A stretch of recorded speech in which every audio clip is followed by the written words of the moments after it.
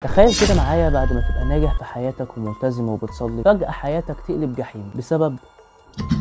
بس قبل ما نبدأ قصتنا ما تنساش تعمل لايك للفيديو وتصلي على النبي وتعمل اشتراك في القناة عشان يوصلك كل جديد. قصتنا بتبتدي بيوسف. يوسف شاب عنده 23 سنة وفي كلية حقوق، وحرفيا الولد كان شاطر وذكي جدا، ده غير ان هو ما كانش بيسيب فرض، بس هو كان عنده مشاكل وضغوطات كتيرة جدا، ووصل لمرحلة انه مبقاش معاه حق الدواء يجيبه لوالدته، بس هو كان بيعمل اللي عليه وبيقول يا رب. وجي يوم ويوسف دخل الحمام بالليل وغصب عنه دموعه نزلت وبقى يعيط عياط كتير جدا. ومن بعد الموقف ده ويوسف حياته اتشقلبت، لانه باختصار بقى عصبي جدا وبقى يتنرفز على اتفه الاسباب، ده غير ان هو كل ما يجي يصلي يحس بخنقه مش عارف ايه سببها، حتى المصحف ما بقاش يقدر يمسكه، ولو مسكه يحس ان ايده بتولع. بس كان في حاجه غريبه بتحصل في البيت، وهي ان الحاله الماديه بقت احسن بكتير. يعني مثلا مامة يوسف تبقى بتروق تبص تلاقي فلوس كتيره جدا تحت المخده، حتى العلاج مش بيخلص، الموضوع مريب. لحد ما في يوم محمود ابن عم يوسف لاحظ انه مبقاش يجي يصلي الجمعه كتير زي الاول، وقرر انه يروح يشوفه يمكن يكون تعبان، وبالفعل راح له البيت.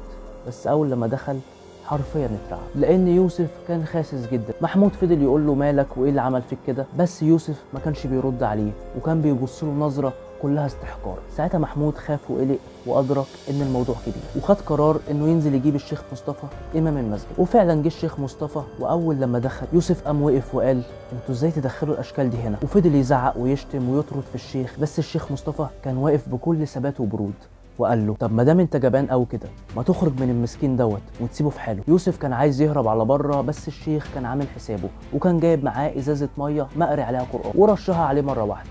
يوسف وقع في الارض وفضل يصرخ. محمود ما استناش وجاي عليه وكتفه بحبل، والشيخ ساله انت مين وعايز ايه منه. يوسف ساعتها بص له واتكلم بنبره مخيفه وقال له اسمي مليكة. الشيخ قال لها طب وعايز منه ايه، بتأذيه ليه؟ والرد كان غير متوقع خالص، لانها قالت له انتوا اللي شياطين اكتر مننا، ده انتوا بقيتوا بتحضرونا عشان تأذوا الناس من خلالنا.